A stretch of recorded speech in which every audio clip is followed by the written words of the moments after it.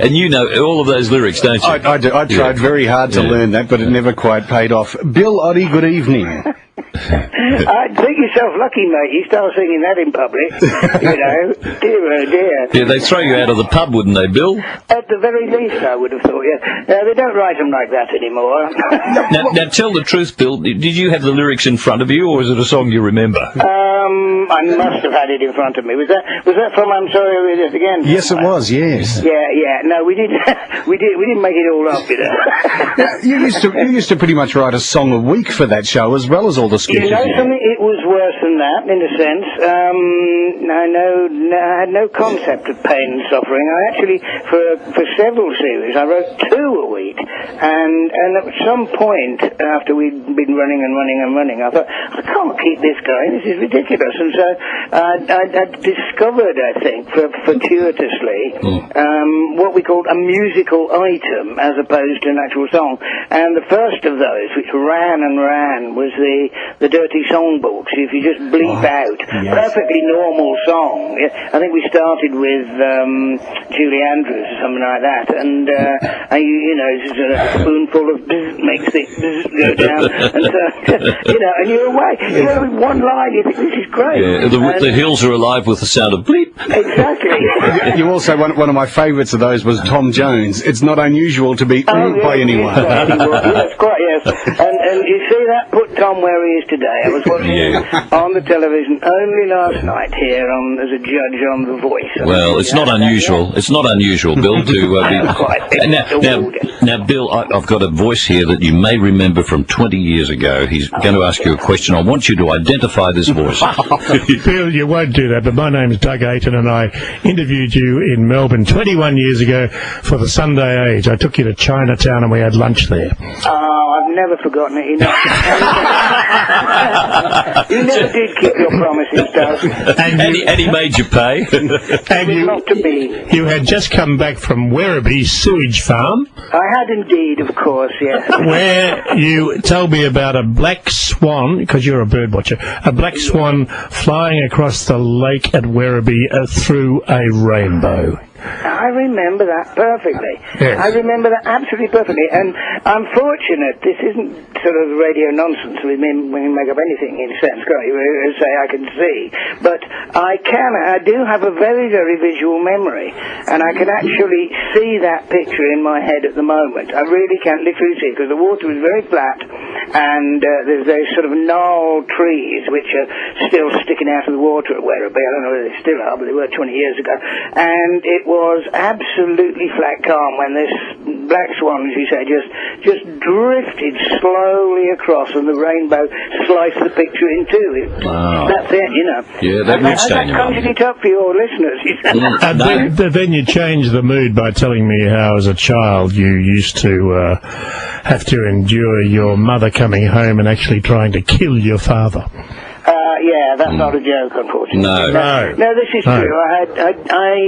I don't look back on that as being a rough ride, although obviously it is when you compare it with a lot of people. And, you know, my mother was never there, and there were a couple of occasions when violence occurred.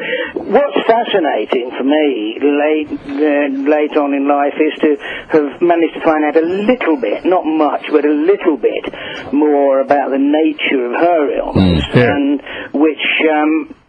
I actually met one of her nurses who was about 90 now, and she said, oh yes, I remember her very well, and there were 2 things that she said which really threw me. She said, oh, she was always singing and playing the piano, and I said, what? I didn't know she played the piano. And she said, oh yeah, she's a very good player, you know. So that rather threw me, and I thought, well, anything musical that has come through has come from my mum's side. It certainly wasn't my dad. And secondly, when I said, do you know what was really wrong with her? Because I'd never been, you know, it was a long time ago and people didn't have terms for these things. And the nurse said, well, I think definitely what she is what we would now call bipolar, an extreme bipolar. And this, unfortunately, is exactly what I've suffered from on and off. But it took 10 years to actually diagnose it. And anybody who suffers from this and knows about this sort of area will sadly confirm that the diagnosis period is just frightening. On average, it seems to take 9 or 10 years before somebody says, oh, I think he might be bipolar. It's extraordinary. and try some of the medication that can work. And I'm happy to say I've been fine for about 3 years now. And hope to remain so. Nothing that Australia can't bugger up them. That's what us here for in the colonies. Bill, I have to ask, is that where the bird watching came from? Was that an escape when you were young? No, well, it wasn't, but it was an escape in the sense that, again, I never thought of it as that, but it was an obsessional schoolboy hobby, and let's face it, nobody has obsessional hobbies quite like schoolboys. They're kind of different now from my day, but bird egg collecting was one of them, I'm afraid, back when I was a kid, and I was very good at it, and I also learnt a lot more about the birds and the songs and so on and so forth. But I do look back now, particularly during my early teens, when every flipping day in the school holidays, I would get on my bike and cycle off into the countryside and just not come back until the late evening, So there was definitely an avoidance going on. Well, you'd be a great advocate, Bill, for free-range eggs in that case, if you collect all those eggs. Well, yeah, I suppose so. We weren't meant to eat them. Now, Bill, you also became the first person ever to decline to appear on This Is Your Life, I think, 3 times or 2 times before they finally got hold of you? Well, yeah, I suppose so. I didn't realise that was something of a record. There's only been a couple who've actually just walked off and said no. I think there was a footballer called Billy Wright. You became the third person, I'm sorry, to decline to appear. Was it? Yeah, and I know there's somebody else, I can't remember who it was, but I did. It may be one of those things I might talk about on this tour as to a point. I don't mind talking about it now, but I hasten to add that the evening I'm going to be doing is quite a range of subjects. I'll be showing goodies clips because I'll be probably run out of time if I didn't, and answering goodies type questions, but also there's all my wildlife stuff as well, which is a completely different area. I mean, actual TV and stuff like that. And I'm going to bring some clips because I know that it hasn't been shown in Australia, which is a shame. But also if there are serious questions, I don't mind that at all. I really don't, because there's always a silly side to it, as indeed there was with the final capitulation to do This Is Your Life, because we as the goodies had actually vowed we would never do it. All 3 of us had agreed, we won't do it. If anybody rings up and says they're going to do the other one, don't tell them we will, just to spoil it, And so we didn't do it. And then Tim was the first to go. He, wouldn't you know it? And he gave in first, and his wife said, "Oh, he'll love it. I know he'll love it really." And Graham and I said, "Well, we said we wouldn't do it." So we actually refused to go on Tim's, and but again, they wouldn't allow that. So we just filmed tiny little pieces from miles away. I was in India, I think. I genuinely. And excuse me, coughing at you. But I say, then a couple of years later they'd asked and I said no, we said no, and I finally gave in after, really it was because my family, who were at different stages then, disowned me, literally. They were so angry with me when I actually said no, when Michael Aspel, who was the host, grabbed me. Because you deprived them of their chance to get their head on. Sorry? You deprived them of their chance to get their head on. Oh, absolutely, yeah. Was there much animosity between the 3 of you? You being, and I don't say this in order to suck up, but you were the more talented one of the 3 with the ability to write music. Oh, that sounds like a big suck up to me, doesn't it, Doug? It does, doesn't it? That's terrible. Will you say that again? And then put it on the internet. I'd like a big tweet, please. Well, I know. In John Cleese's autobiography, he wrote that he was what was the word? He was a touch unsure in the early days of Cambridge Circus whether he was as talented as anyone else, because you got all of the reviews because of your musical ability and your comic ability. Yeah, but you see, I'd like to tell John this, but I can't afford to be anywhere that he is. You see.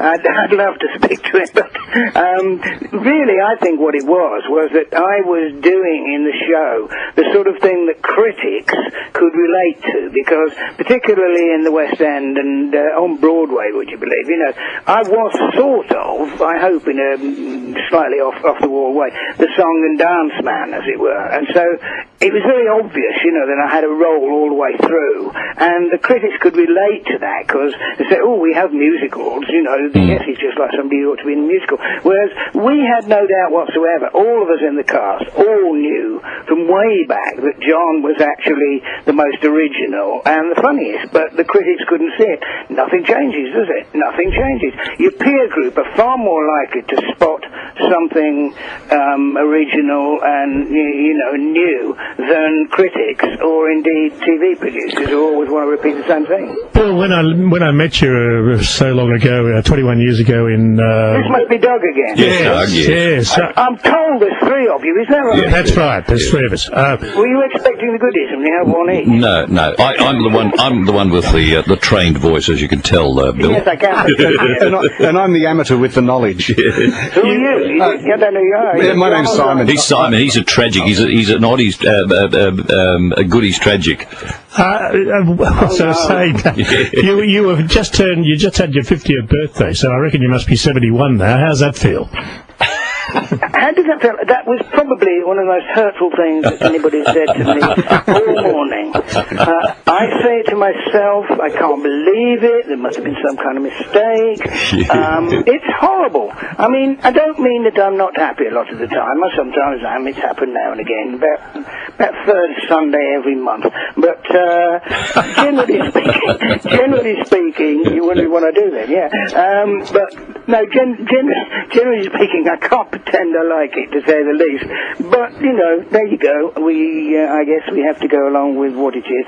But I'm not happy with it. It seems wrong, it's a bit like... It does seem wrong. It's a bit like sort of rock stars, who are almost contractually obliged to overdose when they're about 30 or something like that, and really, I suppose some comics ought to be like that. I mean, if you do really silly programs... We were pretty old when we did it, actually. I'm always surprised when I think about it. You think, we weren't 20-year-olds, we were 30-year-olds, definitely. Now, I've got two more questions to ask. One on behalf of a listener, Pete, who's asked on our Facebook page, did Bill write all the songs that the Goodies performed? The Two Gun Pierre, the Cactus in My Y Fronts, the Funky Gibbon, all those songs. Did you write every one of them? Say Cactus on My Y Front. Yeah. You don't hear that on... No, you don't. On radio every day. No. Yes, I did. I must have written nearly 200 songs for the radio programs, and one or two of those got recycled a bit. But then I did the Goodies music, both incidental music, as it were, played, I might say, brilliantly by my largely Antipodean band, because my musical director and keyboard player was Dave McRae, who from Sydney, and his daughter Jade is, I think, quite a successful singer down there. Yeah, yeah. I'll give the dates for your tour in a moment, because we are coming up to news. But my final question to you is, for many years, the BBC replayed Monty Python's Flying Circus ad nauseum, but they never replayed the Goodies. Was it something you, Graham, or Tim said that offended someone? Well, we think it's possible. It's hell hath no fury, because it was about only a couple of years ago when there's some sort of 25th anniversary or something like that, and several people wrote to us who said they'd started a campaign to get these things repeated, and the BBC made a sort of the spokesman made an official statement saying we have no plans ever to repeat the Goodies. Added to which, I may remind you that their last series was actually done for London Weekend Television, and so it's almost you think, oh come on, that's 40 years ago, still hold that note, do we, or what? I don't know. All right, now Bill, if you don't mind, we're going to give you your dates out, okay? Oh yes, I need that. Okay. If you're wanting to buy tickets in Brisbane, Thursday, June 20th at the Tivoli, Sydney, Friday, June 21st at the Concourse Theatre, in Melbourne, Saturday, June 22nd at the Astor in St Kilda. I'll see you there, Bill. You won't see me, but I'll see you. Yes, you will. You'll be in the front row. Adelaide. Oh, well, you don't know. There is a little bit of audience participation required. Okay. I'll call out. Do you remember me? Adelaide, at the Adelaide Town Hall on Wednesday, June 26th, and in Perth, Thursday, June 27th at the Astor in Mount Lawley. I'll never make it. Will I? No, you won't. No, you won't. All right, Bill, it's been lovely talking with you. Our news is coming up, sadly, but thanks for talking with us tonight. Okay. See you, Bill. Bye. Okay, bye-bye. That's Bill Oddie from the Goodies and Doug. Yeah, that's the end of me for this week. All right. He's good, isn't he? Thank you for He indulging us. sounds great, yeah. One last... Wasn't Bill Oddie fantastic? He was fabulous. He wasn't was just great. a great talker and just lovely to chat to. There was no hint of I'm a star and I'm bored with this interview. No. Which one would imagine that you would get after many years. Well, he just ran the interview himself, which is very